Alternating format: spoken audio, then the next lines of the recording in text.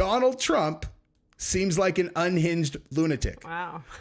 Donald Trump seems like an unhinged lunatic. Okay. Says the best judge of character on planet Earth. Okay. This right here is a gentleman who has been on Joe Rogan's podcast many times named Josh Dubin, who specializes in identifying people who have been convicted and sent to prison. Wrongly accused. Unjustly. Wrongly convicted. Wrongly convicted. Right. And so he thinks. He advocates for them and, you know, tries to get their convictions overturned, which is incredibly challenging in the American justice system. And so in previous episodes, he has brought in, you know, other people that he's worked with or like stories that are, I mean, dude, there's one story about this guy where when you hear him tell it the first time, I remember just being like, how on earth could you have thought this guy was innocent? Like because the evidence was overwhelming. But he was innocent? He 100% was innocent. It was like this set of circumstances that is like unfathomable. You know, like a guy, he's an illegal immigrant. He's living in this place, like working for a cash only job in this thing. This, you know, he walks into a like a mobile home that's in the same area where he lives that he goes to a lot. As soon as he opens the door, there's blood everywhere. He walks in it because he's like, you know, so his footprints are all there. Are everywhere. Fingerprints are everywhere. He sees this woman that he knows well who's been stabbed 1,000,000 times. And he just like, he's never dealt with this before. Sure. Like, and so he basically puts, he changed the entire crime. He literally is like, I did this, you know, I did this. And then once he leaves, he realizes like, I'm an illegal immigrant. Yeah. Like, so he doesn't call he panics, doesn't call the cops, whatever. Oh, geez, Louise. Or something like that. You know, like I don't remember exact, but bottom line is he's afraid of getting deported, so he doesn't want to be. He doesn't know what to do. They pick him up as a suspect and, you know, put him through anyone would have gotten convicted in that situation.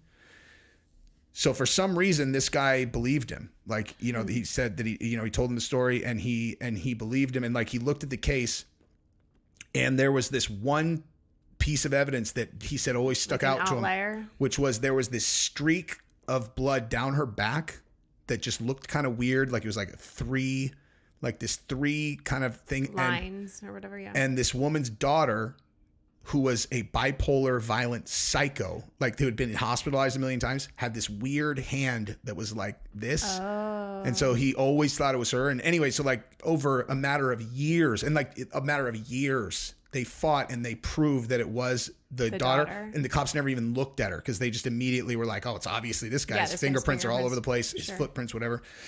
And when he told the story to Rogan, I'll show it to you actually another time, because Rogan just starts bawling, like thinking about it. Because the way the guy tells it is he's like, just imagine, he's like, because he tells the whole story of how he fled Ecuador because of this like really hard circumstance. You come to America and he's like, you're so excited. He still loves America, but like, and he's like, and he just goes through it and Rogan just lost it, you know? And so anyway, it was a great episode. How long ago was this episode? A couple of years. Like what year? Couple years. So that said, he got someone else out. So he's gotten multiple people out. This one was a different story. Yikes. This guy that he got out, he acknowledged right out of the gate, this guy's guilty. This guy did commit the crime that he was accused of. Why is he getting him out? Because he said that the guy had gotten sentenced to too much time. It was a violent crime where there wasn't really a serious injury. Like the punishment didn't fit the crime. He got convicted of attempted murder and robbery. Okay. And he got 50 years. Okay. Which is obviously very high. Yeah. And he kept on, you know, as you'll see on here, he keeps, you know what? Let me just actually have him say what he's thinking. And then when we get to the punchline of why this is important, it's gonna be a shell shocker. Like I said, his life, how he got to where he was, why he got this, what he's talking about, why he chose to try to help this guy who had served 25 years out of a 50-year sentence. And by the way, when this other guy, who is the guy who got out of jail, starts talking, everyone in the comments, everyone was like, there's something off about that dude, you know? His thoughts are and our thoughts are on the sentence he received, why that happens too often to people of color. And I know there's one thing I want to say, and then I'm going to shut up and really let Sheldon talk and you talk. I get this a lot. Why are you always bringing up race when you talk about the system? And my response to that is, if you don't talk about how it impacts the system, even for people that have been found guilty, it's like having a conversation about President Biden and ignoring the very obvious apparent cognitive deficiencies he has. Oh, so Okay. he's a common sense guy, right? Because everybody can see that. So it's like, of course, that's why he's saying that. Definitely not to set up something else. It would be like talking about Donald Trump and not recognizing that he seems like an unhinged lunatic. It would. Oh, Donald Trump seems like an unhinged lunatic. Wow. Donald Trump seems like an unhinged lunatic. Okay. Says the best judge of character On the planet Earth. Okay. Fast forward to this guy who he trusted his entire reputation and life to over here, who he got out of jail because the judge had been racist. A black judge, by the way. A black judge had been racist and threw him in jail for 50 years when he is a model citizen. Now, just watch a couple minutes of this guy talking and see which between him and Trump seems more like an unhinged lunatic. Old people, my era, you know, when you seen old people come through, you helped them with their bags, and we have respect for our elders. That was something that was always taught to us. Now these kids, it's just, that's a whole nother story. But yeah, I'm committing, and I'm getting arrested for little stupid crimes, driving without a license. He doesn't seem that off to me right there. Really? No, like right there. Really? Is there more? Oh, just, I mean, if you're good at being a threat assessment person of humans, instantly I'd be like, this is a very dangerous dude. Interesting. Super dangerous. And, I mean, we could find other stuff. Like the first thing that the very first thing that I clicked to when I just randomly clicked on him was a story that he's telling Rogan. Let's see if this is it, actually. Yeah. War, Republican, Democrat, rich, poor, black, white. It doesn't matter. You know, I look like I took a picture of a homeless guy on the train station a couple of days ago, and I posted it on my Instagram page. And it just blows me away how. And I'm just gonna be straight up. I have an issue with the whole immigration thing, because I feel like he said, like Joe said earlier, Like my people have been warring with the Puerto Ricans for 50 years. like you have $70 million that you can give to a whole nother country, yet, you know, you're not addressing the ideas. Oh, sir, I'm just telling you, you don't qualify for it. I said, I need to speak to your supervisor.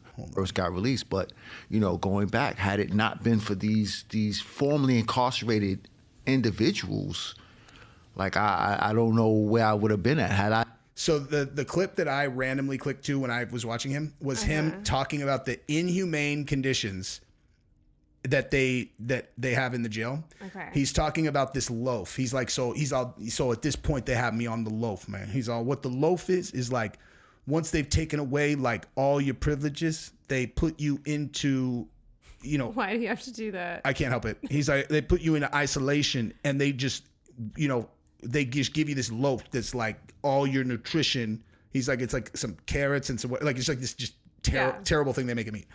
And so they're talking about how it's super inhumane. Now, what part of that would stick out to you? What part of that story? That he was in solitary. That they took away all of his privileges. Yeah. Okay. Do you know how that happens when you're in prison in New You do York? bad things. You are violent. Yeah. You're a violent person. So we've already established he's already self-ratted himself out. So the end of this story is this was 5 weeks ago. And How did he get him out though? If he had a record in prison, because you would honestly want to know, I already did a video on this. I learned this after I did my video. Okay. They partnered with that woke Manhattan U.S. attorney who is intent on letting everyone out of jail and not arresting and jailing anyone. So they worked with him and they got him out. This is a fucking PR catastrophe because yesterday they found a dismembered body in this motherfucker's fridge, dude. Nice. And the story... Who was the person? It was some guy whose name I can look up, but it's not really relevant. But like, who was he to him? He was as far as I understand it here, so this is it. So he was... Listen to this. So this is the witness. Someone was pleading for their life. She said she heard 2 gunshots. Someone said, "Please don't kill me. I got a family." What kind of ad is that? Get out of here. "Please don't kill me. I got a family." Something like that. And then 2 more gunshots pretty quickly. So they got in there and they found the victim's legs and head in his freezer with a bullet in his noodle. And they found cement and this suit in his car that he was going to use to weight the body down and then go drop him in the Hudson. So that sounds like some pretty sophisticated body disposal. This is not his first. Exactly, Gabrielle. Impressive. Oh, it's very impressive how he's going to dispose of a body. No, I thought you were talking. Gotcha. Somebody's a pro. I thought you were talking about cutting out the awful audio that just happened that he did not mean. Oh, wow. Look at that. Anyway. Look at Gabrielle ratting me out. So, yeah. This was not this guy's first rodeo, is what I was saying. Yeah. So, and that's what I was saying also about like listening to him talk. What I heard in the very first thing that he was talking about right there, because I only listened to like little pieces. I hadn't heard that before we just watched it. And, he's like, in my day, we did it. He's like, these kids now, he's like, that's something else. And now we know this is an old school gangster. He's a gangster. Yeah. Like, that's how an old school gangster who's back in the thing talks, who's running an organization. He's hiding in plain sight as a criminal justice reform fucking activist. He's probably running a drug organization or something. And then that'd be like, yeah, I want to know who the victim was though. They have his name. Actually, okay, so the Concrete was in a Tyvek suit. I just assumed that was for body disposal, but let me just, what is that? Oh, shit. Never mind. He was... This is what you wear when you're going to like acid it or something. Damn. That's even crazier, what was actually. The Concrete for then? Maybe he was going to... Well, this was probably what you wear when you're going to chop the body. Mm-hmm. Gross. Damn. Why? I mean, he's a pro. Yeah. A pro minus you put 2 in a guy's noodle in the fucking apartment complex. You keep him in your freezer? He's dismembered. He's probably taking him out piece by piece because he had the head and the legs, which means he had probably gotten rid of the rest of it. Yeah. And he's like, man, if they wouldn't have knocked me out for another 2 days, I'd have gotten out of there because they got a search warrant. So sure. So the victim, what was the guy? Colin Small, but they don't. Hang on. And he yelled, "I'm innocent. I got framed. Someone put a guy's head and arms in my freezer." It's elaborate. Yeah. Johnson, who works with at-risk youth at Queens Defenders in New York, appeared on the episode of the Joe Rogan Experience alongside Josh Duman, a civil rights attorney and executive director of the pro. So, yeah, he'd only been out of prison for 9 months. He said he entered prison as a high-ranking member of the Bloods after selling drugs and being arrested in an assault case, but later separated ties from the gangs in 2005. Sure you did. Okay. I really said, I have to change my life. I just can't do this. I had a wife, I had kids, family still. He's like, but that's what I was saying. Even though he didn't go down for murder, he had for sure put somebody down. Right. Especially he gave and he self-ratted himself out in other ways on Rogan too, where he was like, he's like, I was out, I had a family. He's like, and you know, I know my son is hearing all these notorious stories about me while I'm inside, and I just didn't want to be that person. It's like, so he was All a of these fucking stories gang about you, yeah. leader, like a He vicious, just said high-ranking member. a of the high-ranking murderous gang leader who then got caught. And, you know, the judge is probably looking, you know, the judge who actually had information on the case is probably like, okay, yeah, we got you on attempted murder and this, but this isn't all you've done. we just can't, we can't tie you can't to prove the the 7 bodies you probably put down. Right. So like, think about that. So he threw the book at him because Exactly. Yeah. He's protecting the community from it correctly. So that's the thing is like, 9 months out. He lasted 9 months. and who knows if that's the Maybe first even person he whacked out. Yeah, exactly. I mean, that's pretty brazen to fucking put 2 in a guy's noodle in your house. apartment. Like the only way that, you know, because like he's not a stupid person. No. You can tell he's intelligent. Right. Which means that That's why I'm wondering who this guy was. Like it had to have been like a moment of passion, like, or someone who was a drug person who owed money. Something yeah, like but that. I don't know that you would do that in your apartment. Like if I it agree with wasn't that. something Yeah, big you wouldn't and bring him to the house. emotional, exactly. There was some deeper tie there, and I'm very, very curious about that. Unless, you know, depending on the circumstance of those buildings. Because here's the other thing is What like, was his name? Sorry. which one? The victim? You're not going to find shit. His name's Colin Small. With 2 L's, Collin. Okay. So, okay. And here's the other thing, right? So 25 years ago, 2000s, I'm not sure if that was like, yeah, that's actually around Giuliani. So this is probably not still accurate, but in the generation right before that, it's embarrassing how much I know about organized crime of all types over the last 50 years. You know what I mean? It's like, there's no reason for me to know all this, but okay. I'm looking it up still. So in the generation prior to, the Giuliani era, which was, you know, 99, 2000, 2001 and on, these drug organizations took over entire projects, right? Right. And like people who lived there. Why did they call them the projects? Because they're like government built or government owned, and then they rent them out to people for literally like nothing. Like, you know, they pay like, I'm curious what the name of the project. $7 or whatever. I don't know. But, so they would take over entire project like buildings, and the people who lived there would not even be allowed to go into the building until they were sold out of whatever they were selling, like just crazy stuff like that. And they literally had carte blanche to do anything they wanted in the projects, and everybody knew you never fucking talk about anything that's going on there because they'll put you down. Right. So it is possible that he thinks he's in a situation that everybody knows better than to talk about him, because probably most people did know. And it just takes this like one person that's all, I don't know, man. I heard somebody pleading for their life, you know? It says it was a wellness check.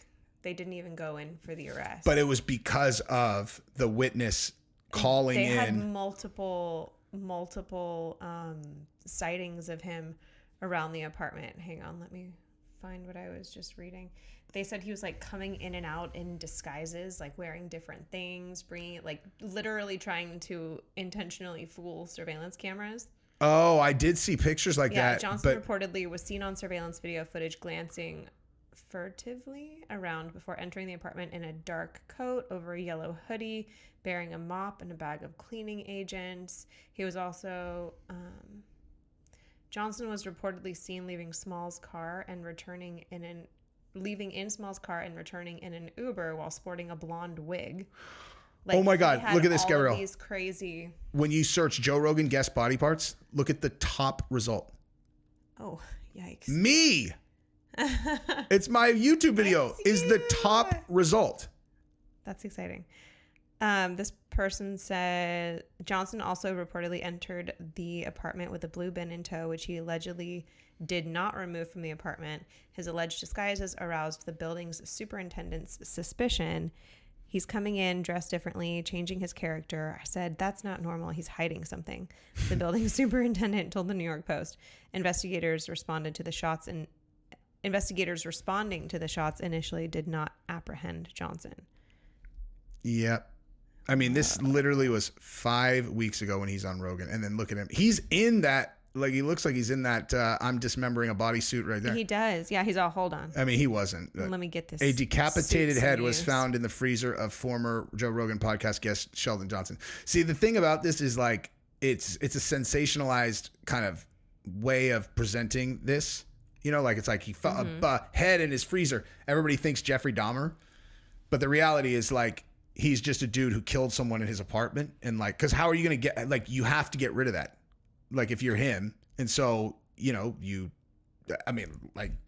chop it up and then get it out of there. So it's not like he was like a serial killer. You know, he shot a guy. It sounds like he was, like you said, probably something going on.